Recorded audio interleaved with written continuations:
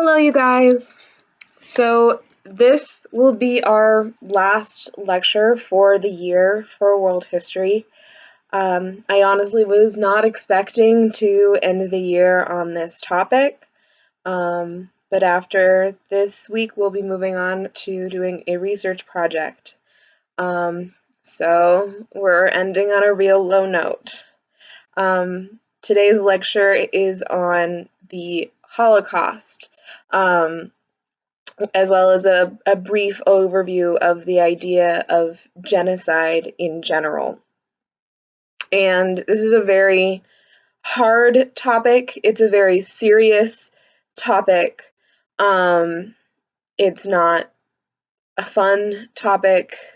I really wish that I could be doing this with you guys in class, but as that's not possible, I ask that you guys listen carefully, listen thoughtfully, and just be aware of the seriousness of this topic.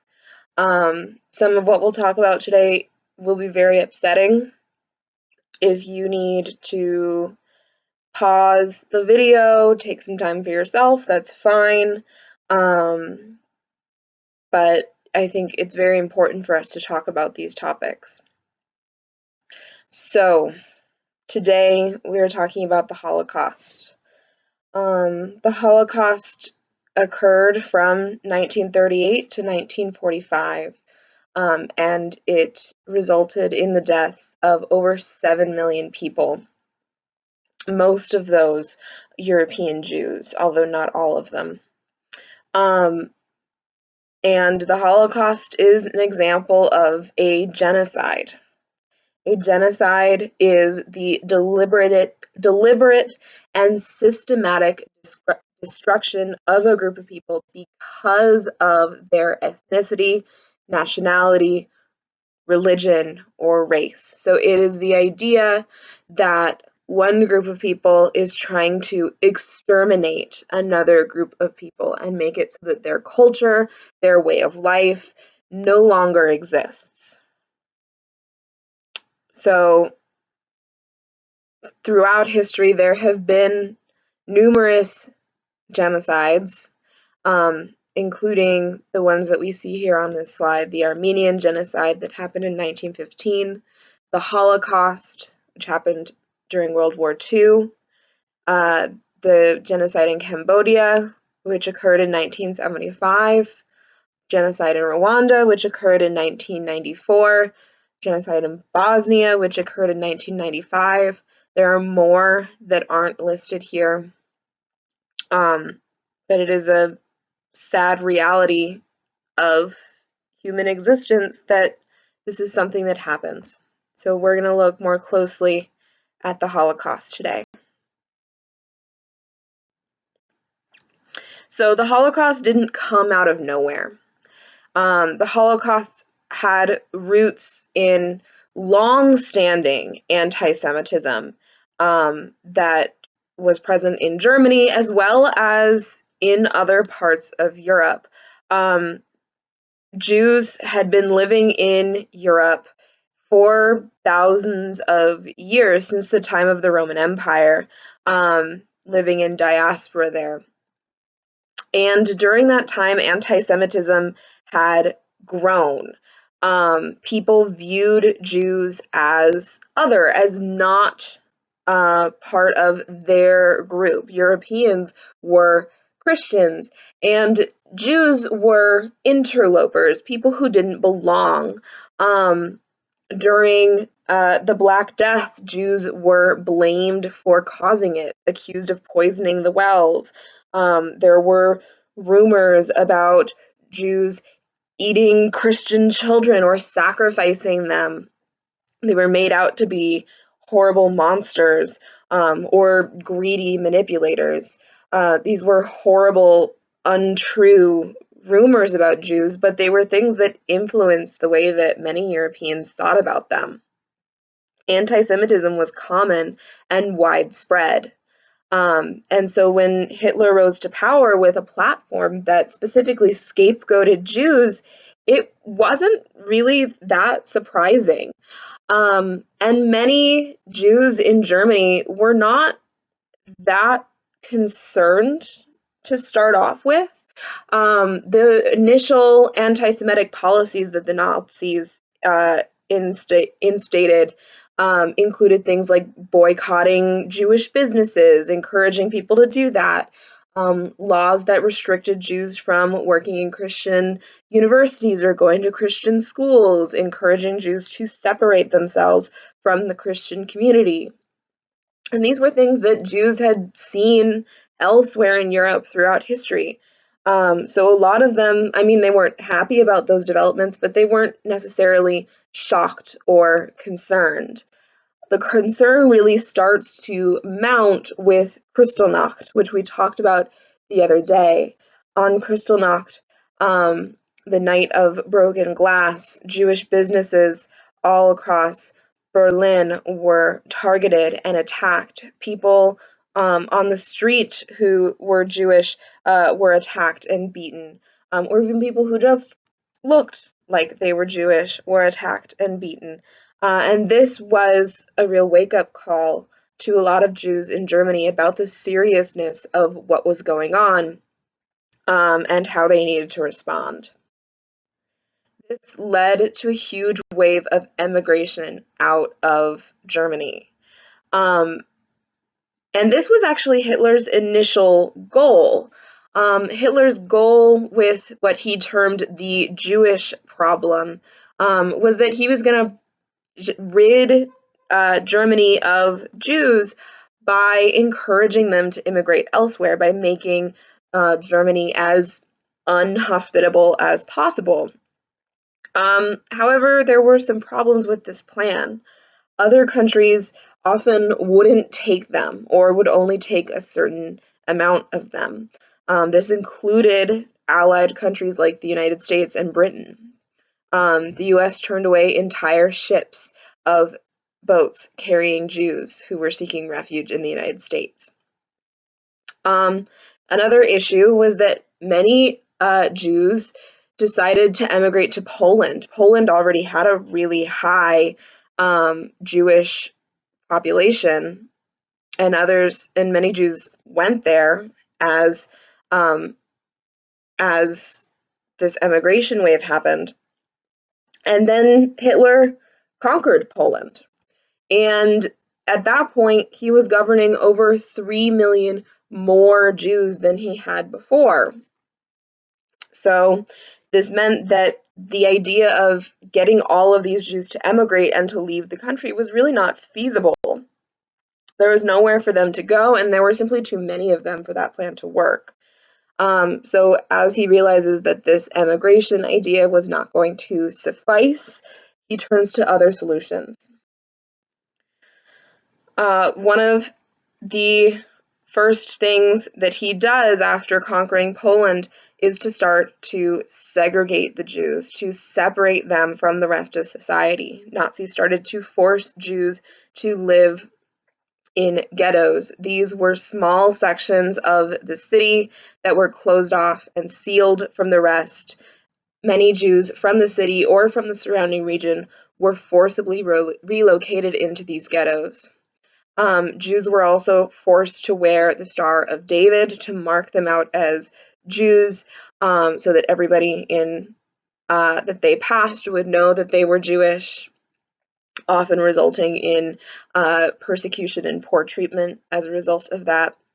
Um, that was when ghettos were open for people to come and go. Eventually, these ghettos were closed off, and Jews were not allowed to leave at all. Ghettos in general were overcrowded, poorly supplied. Many people in them died of disease or malnutrition because they were all crowded together, which allowed more disease to take root. Others who were the main value that the Nazis found in keeping the Jews in these ghettos was using them for work in factories, and things like that. And so when people grew too weak to work because of disease or an accident, many of them were killed on the spot. One of the most famous ghettos was in Warsaw, the capital of Poland. It was the largest. It saw numerous attempts of violent resurrection against the Nazi rule, although none of those attempts were actually successful.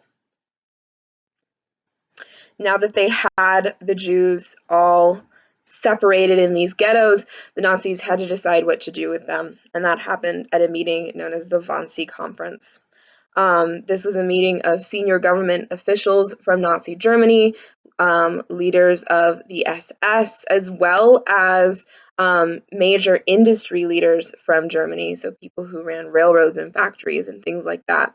They met in a suburb called Wannsee, so a suburb of Berlin, on January 20th of 1942. In this meeting, they laid out the plan of how to exterminate the Jews and how that was going to happen, how the Jews were going to be transported, where they were going to go, the death camps that would be built, the methods that would be used to kill them. It was very meticulous. It was planned out. It was systematic. It was cold. There were multiple aspects of the German military and industry that were going to be a part of this effort. So this leads us to what is known as the final solution. So the final solution to what Hitler termed the Jewish problem was the extermination of the Jewish race. The first killings were carried out in the field as the Nazis advanced into new territory, especially in the east. Jews from that town that they had just taken over would be rounded up. They would take them to a remote area, force them to dig ditches, and then shoot them in the backs. After the Wannsee Conference, however, Jews started being moved into camps. There were two varieties of these camps: concentration camps and death camps. Concentration camps were work camps where the Jews were forced to work in aid of the Nazi cause. Jews in concentration camps were held with little food or supplies, and many people died from malnutrition or disease. Death camps, on the other hand, were designed to kill. The ghettos were systematically emptied out, and Jews were sent to either concentration camps or straight on to death camps. Arriving Jews at the death camps would be stripped naked and led to showers. However, these showers were not real showers. They would emit poisonous gas, killing the people who were trapped in the room.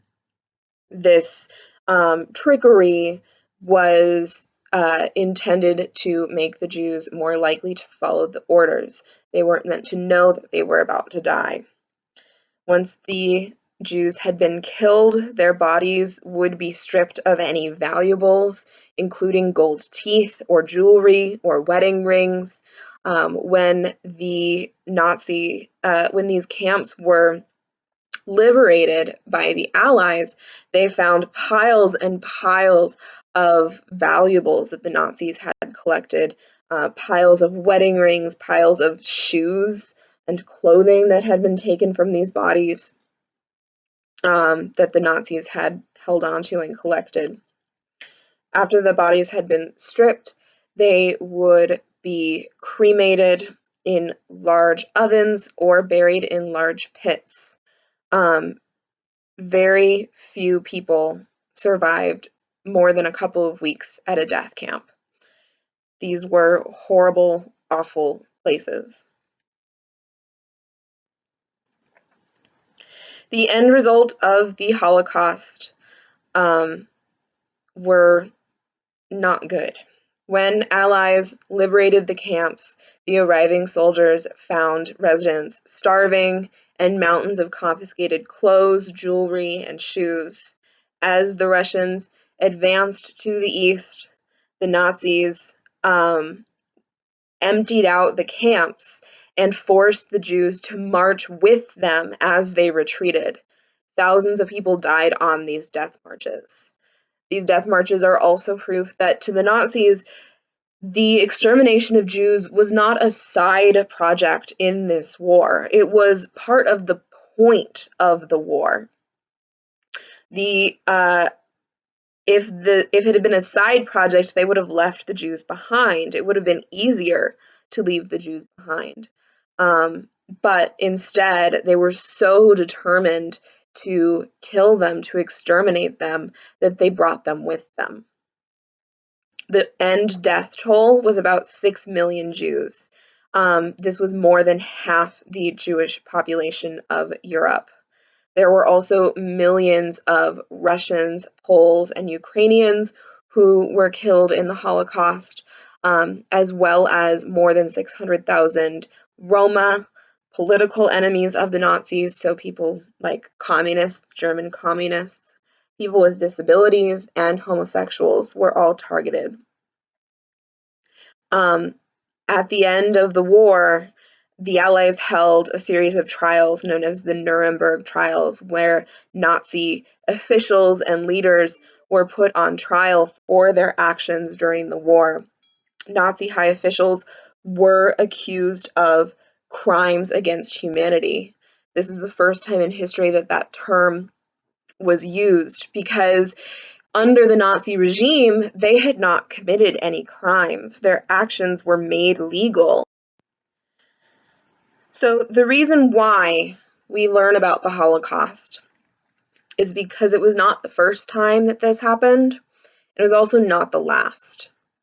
We educate people about genocide in a hope that by educating people, by making people aware, that we can make it so that it does not happen again.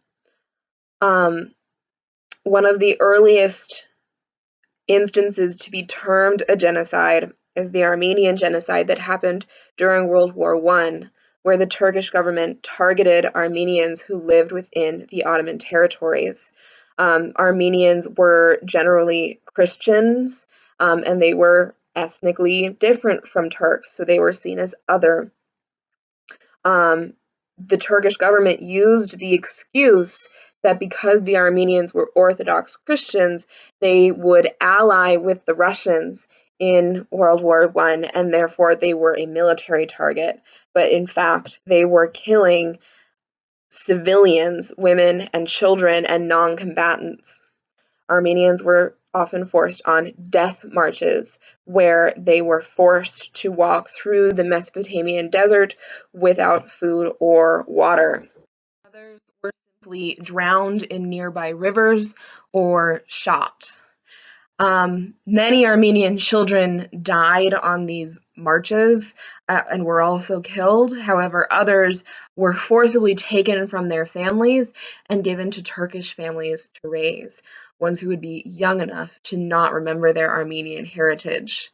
The point here was to wipe out Armenian culture, to make it non-existent. So if you raised a child as a Turk, then they wouldn't have any knowledge of their Armenian heritage. To this day, the Turkish government refuses to acknowledge that this was a genocide. They maintain that these actions were taken during war and that they were a wartime necessity. However, other countries around the world have acknowledged this as a genocide, which is what it was.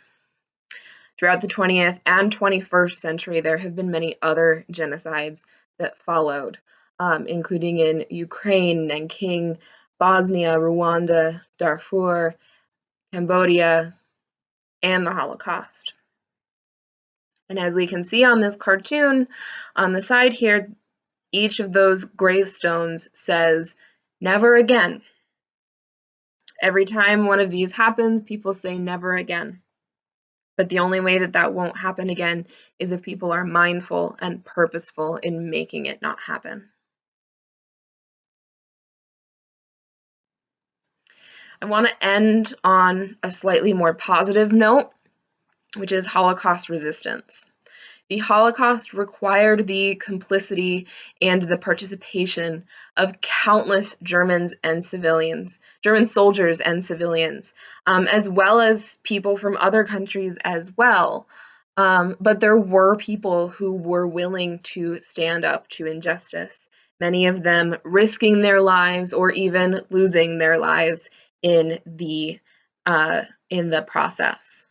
So there are people like Irina Sendler, who was a Polish nurse who was responsible for smuggling over 2,500 Jewish children out of the Warsaw Ghetto. In her capacity as a nurse, she had access to the ghetto to conduct sanitation inspections. And when she visited, she would conceal children in prams, in ambulances, even in suitcases to get them out. She hid these children with Polish Catholic families, giving them Christian names and false identity papers. At one point during the war, she was captured, tortured, and sentenced to execution, but other members of the organization that she worked with bribed the guards to release her. And after the war, she made efforts to reunite the children that she had smuggled out with any of their surviving family. There's also Johann van Hulst, who was a Dutch teacher who saved over 600 Jewish children from the Nazis. He disguised children in baskets and sacks and smuggled them out of Amsterdam by bicycle. Van Hulst also survived the war and later served on the Belgian Senate. There are also people like Ludwika Pukas and Johanna Eck who maybe didn't save hundreds of people, but who, on a much more personal scale, saved their friends and neighbors. So Pukas was a Ukrainian maid who sheltered her Jewish employer and her children. The mother of those children was eventually found by the Nazis, but the children lived through the war.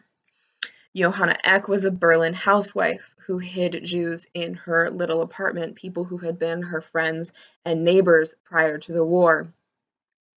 And I bring these people up because it's important for you guys to realize that people are not powerless. You are not powerless. When totalitarian governments take control, one of their powers, one of their real strengths is in convincing people that they are alone, that nobody else agrees with them, that speaking out would be suicide, and that there's nothing that they can do to stand up to this all-knowing, all-powerful regime. These people may not have been able to stop the Holocaust. 6 million people did still die, but they were able to save some, and they did make a difference. There are people alive today, descendants of the people that they saved, who would not be here if it weren't for their actions. I want you guys to remember that the only thing necessary for evil to triumph is for good people to do nothing. And you all have power in your actions and in what you are willing to allow to happen in the world around you. So, with this rather depressing end, that is it for new material for the year. You guys have a quiz on Wednesday of this week on the world wars, and we will be having you guys will have a study guide to go through tomorrow for that. Please feel free to reach out to me if you have any questions or if you would like to know more about the Holocaust or about any of the other genocides that we've discussed today.